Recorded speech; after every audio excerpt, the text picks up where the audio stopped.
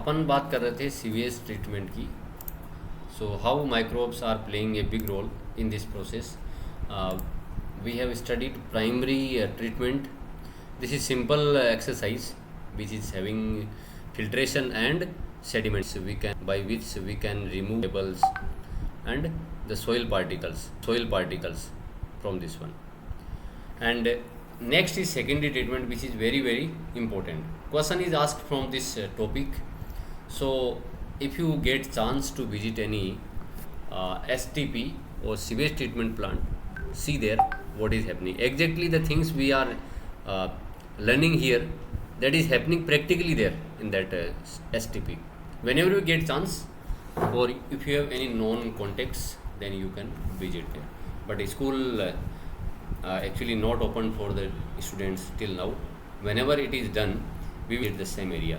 So one field trip is can be done. Okay.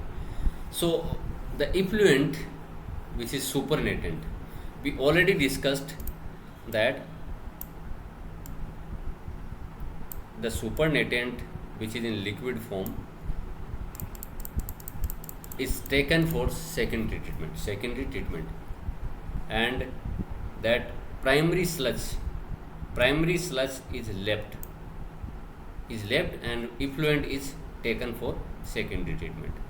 This primary effluent is passed into large aeration tanks. Aeration tanks means oxygen is supplied from time to time, air is supplied from time to time. Aeration means this one, aeration related to air. And agitated मतलब उसमें fan लगा रहता है. देखिए आप यहाँ पे, this is one aeration tank where this primary effluent, the liquid supernatant is taken, and it is constantly, continuously agitated मतलब पंखा घूमता है उसके अंदर और वो उसको घोलता रहता है. And this allows, उससे क्या फर्क पड़ता है? This allows vigorous growth of useful aerobic microbes. Useful and aerobic, two terms are coming here. Means the bacteria which can only grow in the we are here taking this effluent in aeration tanks because of them, because aerobic microbes will be growing enormously into flocks. Ab now flock term is coming here. Flock means bacteria associated with fungal filament to form mesh like structures. अब क्या होगा, यहाँ पर fungi भी आ रहा है. Floc is combination of two things, fungi plus bacteria.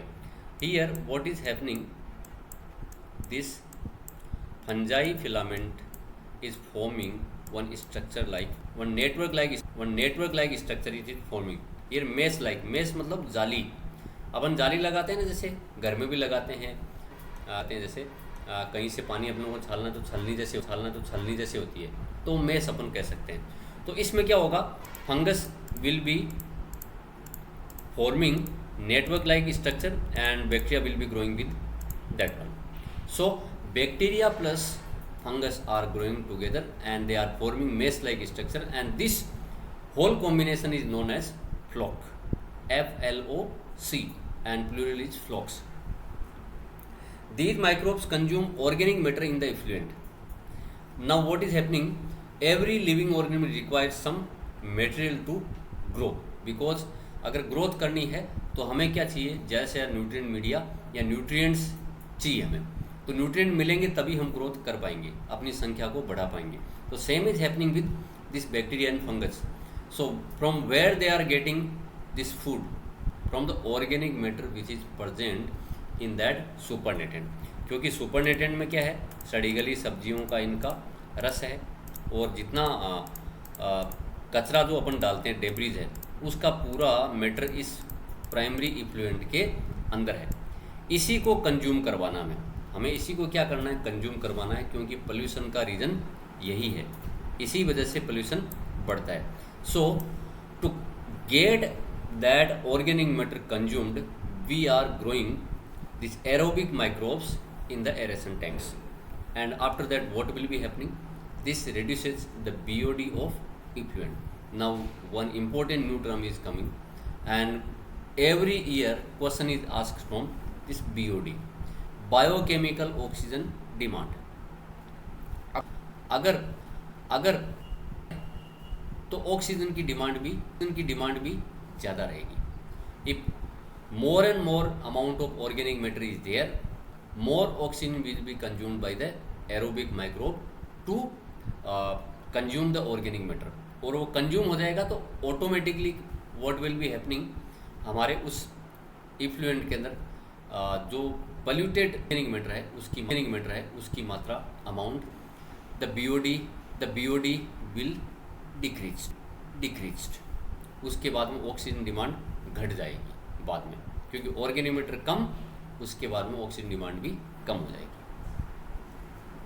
Okay, so BOD's proper definition is this one: amount of oxygen consumed by bacteria, because the big role played by they are consuming this organic matter. अब आप बोलेंगे what is happening to that organism, where it is going. वो bacteria का food है. Organic matter जो इस पानी में मौजूद है, that is food for the bacteria. वो उसको अपने अंदर लेते हैं and they will be degrading the organic matter, क्योंकि ग्लाइकोलाइसिस सब प्रोसेस वहाँ पे चाहिए. तो amount of oxygen consumed by bacteria to oxidise all the organic matter present in 1 liter of water. 1 liter of water is having some amount of organic matter. So two things are consumed by bacteria to oxidize matter present in 1 liter. 1 litre के अंदर जितना organic matter है उसको consume करने के लिए जितनी oxygen चाहिए, उस मात्रा को, उस अमाउंट को हम बोलते हैं biochemical oxygen demand. It is a measure of organic matter present in the water. BOD क्या इंडिकेट करता है? ऑर्गेनिक मैटर कितना इंडिकेट करता है. The greater the BOD, more is its polluting potential. इस बात को ध्यान से समझिए.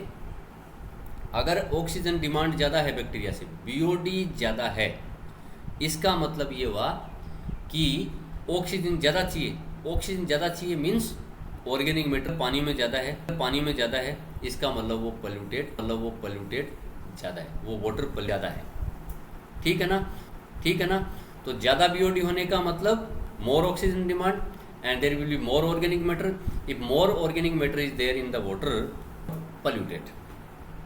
ठीक BOD. This is called BOD. अगर आपको है समझ में नहीं आया है, you can ask me. Yes students. Any problem here? Yes, tell me.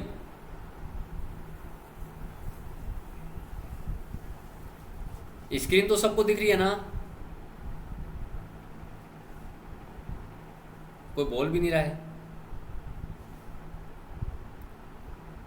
Yes students. Yes sir. हाँ, 1 लीटर से ज़्यादा नहीं लेते क्या? यस. वो कोई ज़रूरी नहीं है कि 1 लीटर ही हो, वो उससे भी ज़्यादा रहता है. जैसे क्या ना, बड़ा टैंक है तो उसमें 100 लीटर होते हैं. तो मतलब अपन कोई डेफिनेशन अपन फिक्स करते हैं, तो हम क्या करते हैं, उसके लिए अमाउंट 1 लीटर की है. जैसे मान लो 100 लीटर का है, तो अपन 1 लीटर में जितनी होगी उसको 100 से मल्टीप्लाई कर देंगे तो 100 लीटर का हो जाएगा. तो 1 लीटर निकाल के हम उसको जितना लीटर वाटर हमने लिया है, इफ्लुएंट लिया है, उससे मल्टीप्लाई हम कर सकते हैं. And secondary treatment is also known as biological treatment, because living organisms are involve here, microbes are involve here. अब इसके बाद में the effluent which is treated by the flocs is then passed into settling tanks. Means settling tanks और sedimentation tanks where the bacterial flocs are sedimented. वो नीचे जम जाते हैं यहाँ पे इसके अंदर. And this sediment is called activated sludge, क्योंकि नीचे जो कोई चीज़ बॉटम में पेंदे में जमती है किसी टैंक के, उस चीज़ को हम स्लज कहते हैं. So here the bacterial flokes or this fungal parts, which is combination of flokes, is combination of bacteria and fungi, is settled down on the bottom of that proper tank in the tank which is known as settling tank.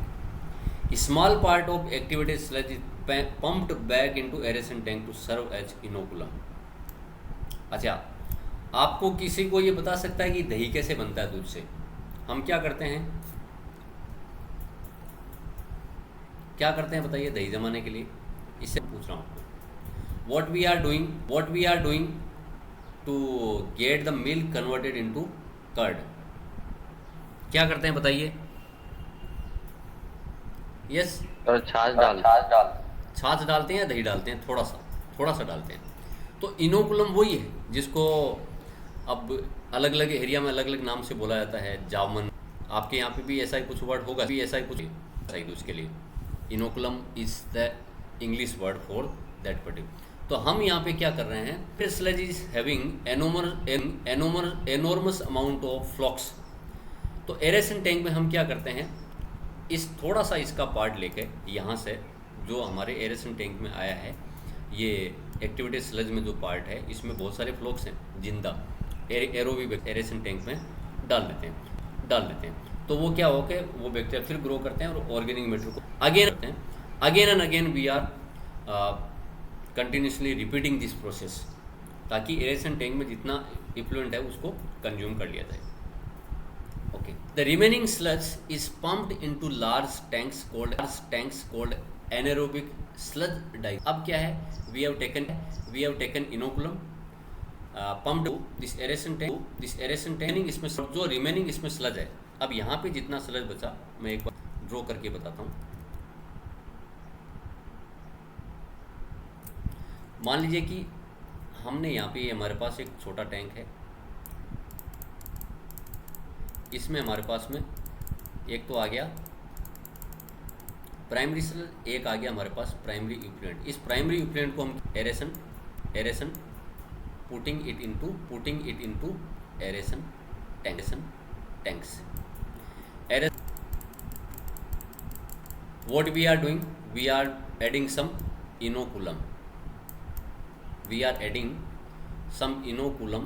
From sedimentation tanks. इसमें डालने से वो bacteria fungus grow करते हैं and they will B consuming the organic matter. इसके बाद में इसको हम क्या करते हैं? सेडिमेंटेशन टैंक में डालते हैं. ये क्या हो गया? Aeration tank. सॉरी, ये वाला तो प्राइमरी ट्रीटमेंट है. ये हमारा प्राइमरी ट्रीटमेंट है. This is aeration tanks. थोड़ा लिखने में नहीं आ रहा है. एरेशन टैंक से हम डालते हैं इसको सेडिमेंटेशन टैंक. मैं SED लिखूंगा, सेडिमेंटेशन टैंक में डालने से क्या होगा? The flocs will be deposited on the bottom of this sedimentation tank. Okay, this is known as activated sludge. AS लिख रहा हूँ. This is known as activated. और इस एक्टिवेटेड स्लज से हम थोड़ा सा इनोकुलम लेके इस फॉर्म में हम क्या करते हैं? वापस इसमें डाल देते हैं एरेशन टैंक्स में. एंड द रिमेनिंग सेडिमेंट और this sludge into large tanks which are known as एक मिनट, एनारोबिक स्लज डाइजेस्टर. इसको हम क्या डालेंगे? Anaerobic sludge digester. इसको मैं शॉर्ट में लिखता हूँ, anaerobic sludge digester, ASD. Anaerobic sludge digester में इसको हम डालेंगे सेडिमेंट को. Here some anaerobic bacteria digest the bacteria and fungi in the sludge by producing gases like methane, H2S and CO2, and these gases form biogas. So biogas plant is also there. We will be studying it later in this chapter. So this anaerobic sludge digester, the remaining activated sludge is consumed by anaerobic bacteria which is growing in the absence of oxygen. Anaerobic bacteria means they are growing in the absence of oxygen. So here what is happening? This whole matter which is in the form of activated sludge is consumed by anaerobic bacteria and the tanks where this activated sludge is consumed or digested are known as activated sludge digester. The name itself indicates that the activated sludge is consumed in the tank that is known as anaerobic sludge digester, means anaerobic bacteria are growing there. While they are consuming this activated sludge, they are producing some gases like methane, H2S and carbon dioxide. And this combination of gases is known as biogas, which is used for some commercial purposes at home also, domestic purposes. This is in demand. This is clean fuel actually. No pollution is there. Then this effluent is released into natural water bodies like rivers and water. Now this liquid can be thrown into rivers और streams, झरनों में या नदी में अपन उसको या lake में उसको ज़्यादातर बहते पानी में उसको डालना चाहिए, वहाँ पे इसको हम बहा सकते हैं. Now this water is treated fully. Okay sir. हाँ बोलो. हाँ सर एक्टिव स्लज को दोनों ही टैंकों में डाल रहे हैं, ऊपर वाला और नीचे वाला. नहीं, हम ऐसा नहीं कर रहे हैं. देखो आप मेरी बात को समझिए. In first this aeration tank हम इनोकुलम थोड़ा सा लेते हैं क्योंकि इसमें एरोबिक बैक्टीरिया है. तो एरोबिक बैक्टीरिया को हम जैसे मान लो कि यहाँ डाल रहे हैं, ये पूरा का पूरा हमने क्या कर लिया, एरेशन टैंक से पूरा का पूरा मटेरियल हमने हटा लिया. वहाँ से जितना ट्रीटेड जो पानी है उसको एरेशन टैंक से हमने निकाल के कहाँ डाल दिया है, इस सेडिमेंटेशन टैंक में डाल दिया. अब यहाँ पे नया फिर लेंगे अपन, नया प्राइमरी इफ्लुएंट लेंगे. क्या कर रहे हैं, जब वो खाली हो गया एरेशन टैंक, खाली करके हमने सेडिमेंटेशन टैंक में डाल दिया और यहाँ से फिर से हम क्या करेंगे, इस प्राइमरी ट्रीटेड जो वाटर है उसका जो प्राइमरी इफ्लुएंट है उसको हम सिरे से एरेशन टैंक में लेंगे और वहाँ से थोड़ा सा इनोकुलम के तौर पे डालेंगे एरेशन टैंक में. और जो बाकी जो बचा हुआ पार्ट है उसको हम जिस एनारोबिक स्लज डाइजेस्टर में डाल रहे हैं. ठीक है ना Rishiraj, clear? Yes sir. Anyone having problem till here? ये आपको फ्लो चार्ट भी आना चाहिए आपको. Okay, this is the flow chart of this one. Primary effluent is pumped into aeration tanks and agitation is done. हिलाते हैं उसको बार बार पंखे से, आजकल मैकेनिकल है पूरा process. Then aerobic bacteria in flocs consume organic matter and then BOD is reduced. BOD reduced means the more organic matter, more BOD. More BOD का मतलब oxygen demand area. Aerobic bacteria जितनी ज़्यादा होगी इसका मतलब उतना ही उसके अंदर ऑर्गेनिक मैटर ज़्यादा है. ऑर्गेनिक मैटर को कंज्यूम करने के लिए ऑक्सीजन की डिमांड बढ़ती है. तो ऑक्सीजन डिमांड बढ़ी तो BOD. Okay, this BOD is reduced, then this thing is taken to, from here it is taken to sedimentation settling tank और sedimentation tank. यहाँ पर इसको अपन ले आते हैं and then flow sediment to activated sludge.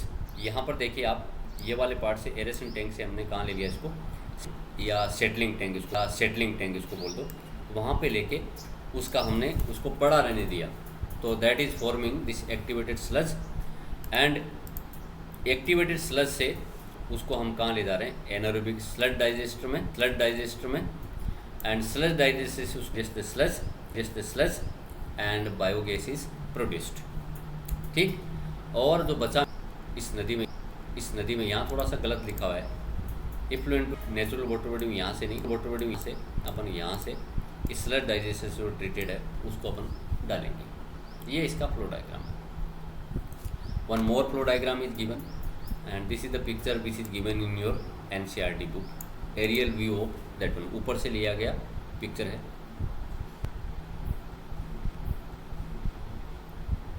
Okay. The Ministry and Environment and Forest have initiated Ganga Action Plan and Yamuna Action Plan to save from water pollution. आप देख सकते हैं. देखो हमारी आस्था सबकी होती है, बट एक्चुअली कचरा करना एक बहुत बुरी आदत है. आप देख रहे हैं गंगा नदी को कितना भयंकर तरीके से लिखा है, और यमुना की तो आप हालत देखेंगे तो आप हालत देखेंगे तो आप पहचान नहीं पाएंगे, इतना काला पानी है उसमें। रन आपने देखी है क्या? अभिषेक बच्चन है उसमें, और एक विजय के एक्टर है उसमें पेटीकोट वाले बाबा बनते हैं। देखी है किसी ने? क्योंकि बता रहा हूँ, क्योंकि वो उससे रिलेटेड है थोड़ी सी। उसमें पोल्यूशन को बताया है उसमें। So Yamuna action no plan. Sir. No sir. हाँ, उसमें क्या होता है कि विजय राज जो होता है, जो एक कॉमेडी एक्टर है, he is a friend of Abhishek. तो वो दिल्ली में आता है उससे मिलने के लिए। तो उसको दूर से वो फ्लाईओवर पे खड़ा रहता है, अभिषेक की तरफ हाथ हिलाता है। तो वो अभिषेक बच्चन उसको पहचानता नहीं, बोले कोई पागल होगा वहाँ से। तो वो इस बहाने क्या करता है कि वो नदी में गिर जाता है, वो यमुना नदी में, और पूरा काला हो जाता है वहाँ से। काला होके फिर वो बोलो इतना काला हो जाता है कि उसको कोई पहचान नहीं पाता है। काला होके करे तो क्या करे, वो वहाँ पे आके ये कोले में नाचने लगता है। तो सब बाबाओं की महान, इंडिया में तो बाबाओं की महान, सब बाबा ऐसे नहीं है। तो वो नाचने लगते हैं, वो फेंकता है उसे, मतलब पागलों की तरह व्यवहार करता है। तो लोग बोलते हैं गोबर वाले बाबा हैं और साथ में पेटीकोट वाले बाबा हैं। तो ये बोले जिस पे गोबर फेंकते हैं उसका कल्याण हो जाता है। तो उसमें यमुना नदी की हालत ऐसी है, कोटा पानी है। कोई टाइम में यमुना नदी इतनी साफ थी, आज क्या हालत है। तो हम लोगों ने इसको किसी जानवर ने नहीं, केवल एक ही जानवर है इस संसार में जो पागल जानवर है, वो मनुष्य है। तो साफ करने के लिए दो प्लान बनाए हैं, पर अभी पूरी तरह से साफ ये नदियाँ नहीं हो पाई है। Okay, so next topic we will be discussing about biogas. थोड़ा सा पार्ट हमने पढ़ लिया उसमें, तो वो अपन उसको पढ़ेंगे। उसको परसों शायद 19 की आपको छुट्टी है, कई जगह 20 की भी है। कल आपको एग्जैक्ट पता लग जाएगा। बायोगैस में कौन से बैक्टीरिया काम आते हैं? Methanobacterium is use. अगर यहाँ तक आपको किसी को प्रॉब्लम है, you can ask me. Friends, anyone having problem till now, you can ask me.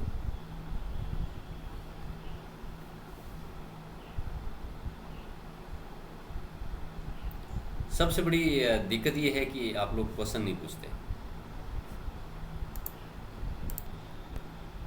I assume that you have